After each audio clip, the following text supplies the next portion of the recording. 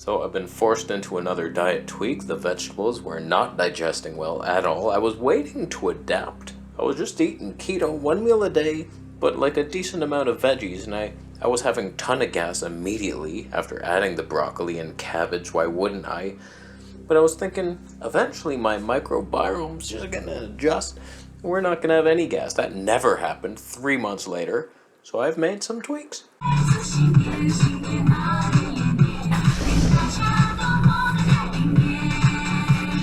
So here's the deal. Here's the tragic reality of my current situation.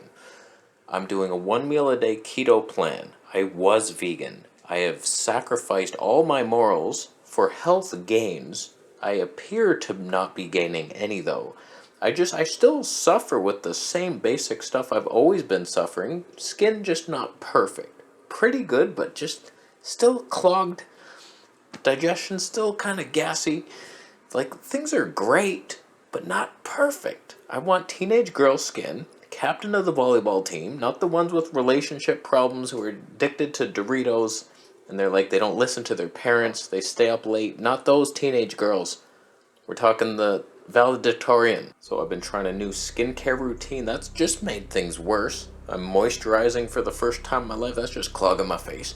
So no one cares about any of this. I've made some tweaks to the diet. Here they are. I'm still doing this Trifala powder. Not really convinced it's doing a damn thing. Half a teaspoon of that with some kombucha is what I break the fast with. It's supposed to help digestion. There's some supplements like the Canadian bitters I take. I notice a difference. If I'm nauseous and I take a little bit of this, it goes away. It's like, what a fantastic thing. It's just herbs. Bitter helps produce bile, but this one, like, what does it do? Do I believe in Ayurvedic practitioners? No. This stuff is so astringent. Dr. Morse would be proud. It's got that pucker feeling. Fantastic.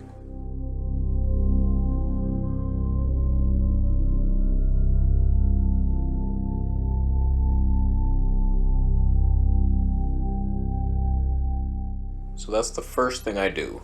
Yippee for me, I broke my fast. Kombucha, been having that with my meals. I think it's worse than the kefir for my digestion, but it's similar. So it benefits me in some way. Then I take a dropper full of the Canadian bitters, little ashwagandha, and this chaga tincture a friend made for me. Don't notice a benefit from it, but thank you, friend.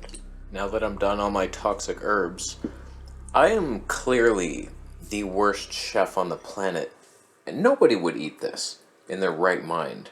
I was adding a bunch of fat to roasted vegetables, and they would kind of soak up the fat, and it was fine. But now I've removed vegetables, so it's mostly just the fat with a bit of sauerkraut, still a vegetable but fermented, and then we have some olives, and it's just like this greasy, like it's tolerable. It's not like it's bad, it's just so much fat, and it's all chefs around the world are just looking at me right now thinking, what the hell are you doing? Even if that was the healthiest thing, who could eat it? I could. I've done it. I forgot I just bought a bunch of giant avocados, so I am going to throw one in there. I should have cut this in to present it to you, at least added some green, so it didn't look like it was just raw gravy. These are fruits, by the way. Little fruitarian diet. Anyone? Avocado, olives. I could add tomatoes to this. I'm a little weary because they're nightshades, but I do have a bunch of organic sun-dried tomatoes in my drawer. Almost said closet. No one keeps food in their closet. I have a little sprinkle of sea salt on there. So this I eat with my meaty meal that's coming. Just a bowl of freak fat. Now off in the distance is at least something delicious. It's air-fried chicken thighs. Well, sprinkled some turmeric on there, and I have lately been doing nori sheets in the bottom to soak up all the fat. Dare you dream it? So what this ends up turning into is like kind of crispy nori fun. There's still so much fat in there. It doesn't soak it up at all. Oh man, that did not go well. Well, whatever. You just put that on top of your chicken. Can you imagine coming to my restaurant and getting this? It's just like a bunch of chicken thighs with a giant greasy nori sheet on top, and then a bowl of fat milk, just avocado and duck fat. The hell? What am I doing? So it works, it's just weird, and I wish I could make that fatty meal something like gourmet, or find another source of fat that wasn't so melty and greasy. Plant fats just don't do it for me.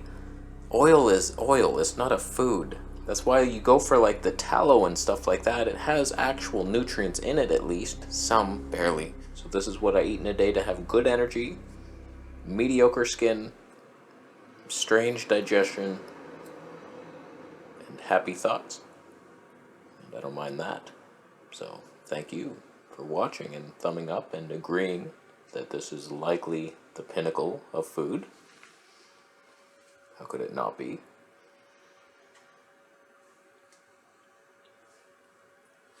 I could see some disagreeing with this, but they're doing it because they are boiling ketchup. It's just gonna mix with the water.